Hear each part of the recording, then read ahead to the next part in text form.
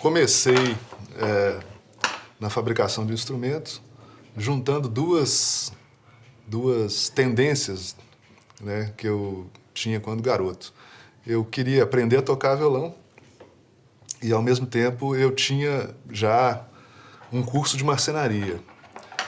Então, quando comecei a conviver com os colegas que queriam também aprender a tocar violão, todo mundo tinha um problema no violão. Um violão com a rachadura, um violão com um pedaço de durex, um violão com um palitinho de fósforo, e um violão que não afinava, e assim por diante. Eu comecei a querer resolver esses problemas dos violões dos colegas, até que eu tomei aulas com um professor que tinha um violão feito pelo Sugiyama, que estava recém-chegado no Brasil também, estava morando aqui em São Paulo, acho que há 4 ou 5 anos.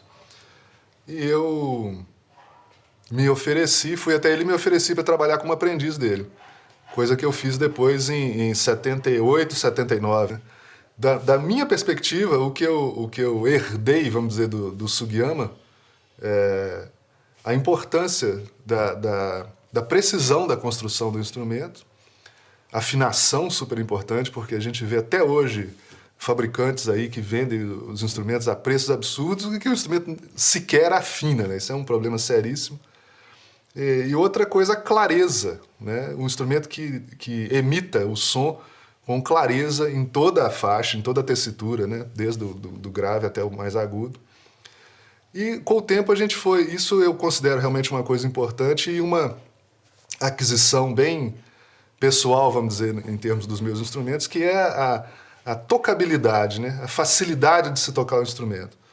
Porque não adianta você ter um instrumento, na minha perspectiva, não adianta você conseguir construir um instrumento que tenha uma potência de som incrível, mas que seja difícil de tocar. Então, eu acho que conseguir juntar esses aspectos aí é uma coisa importante.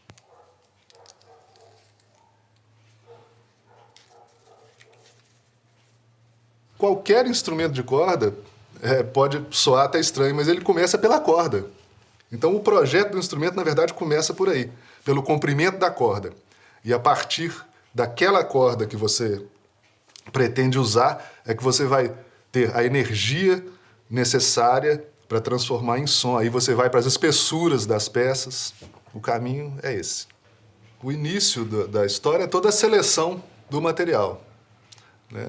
A gente tem que, depois de muito tentar materiais diferentes e medidas diferentes, a gente encontra um caminho por onde seguir. Então, hoje, para o violão clássico, é um consenso no mundo inteiro que o melhor material disponível é o jacarandá brasileiro.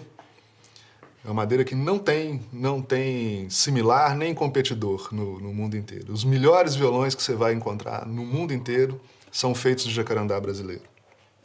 O fundo e as laterais, né? A mesma madeira. Já o tampo tem algumas variações, dependendo do timbre que a gente quer obter.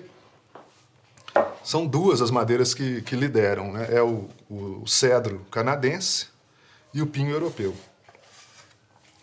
Então, a partir daí, o que a gente faz são variações nas espessuras, variações na disposição da estrutura interna, né?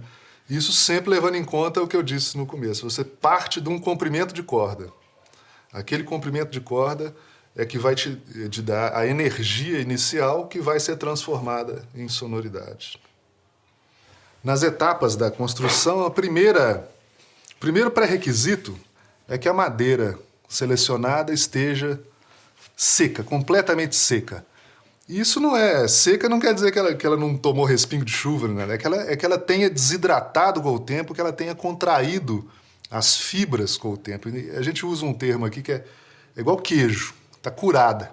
Então é uma madeira que esteja já o mais velha possível, o mais estabilizada possível. Então daqui a gente idealiza aqui, imagina onde que vai poder fazer o melhor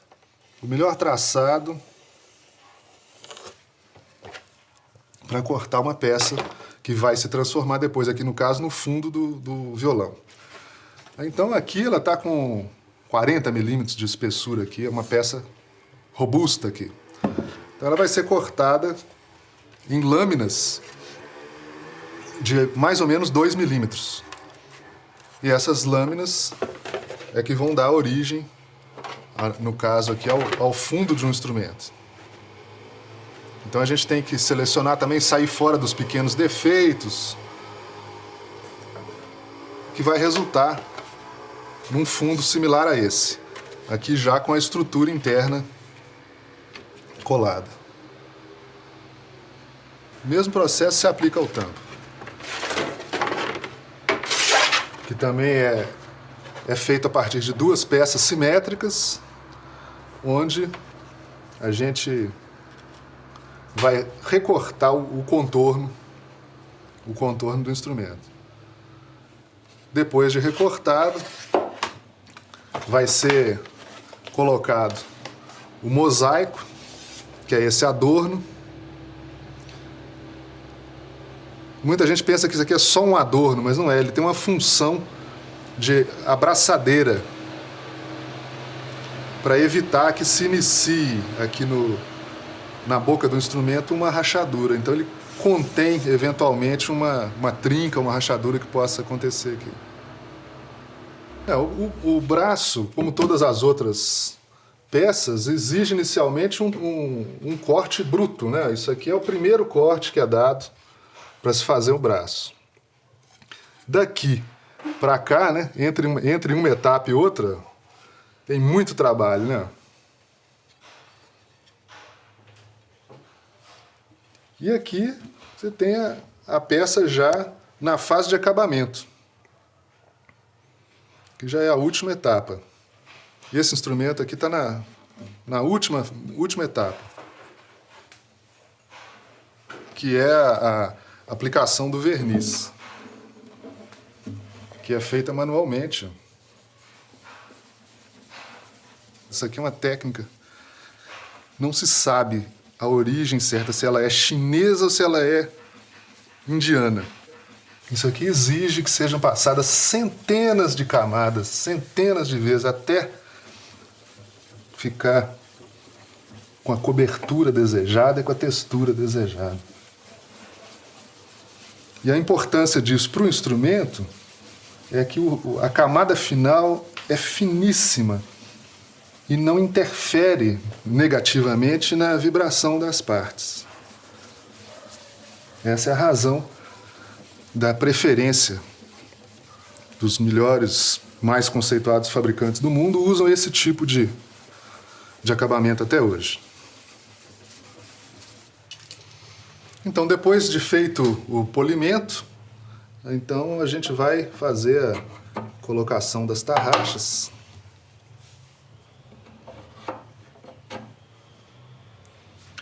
E logo em seguida, o instrumento está pronto para ser encordoado e o teste final de sonoridade. Então, esse é o resultado final.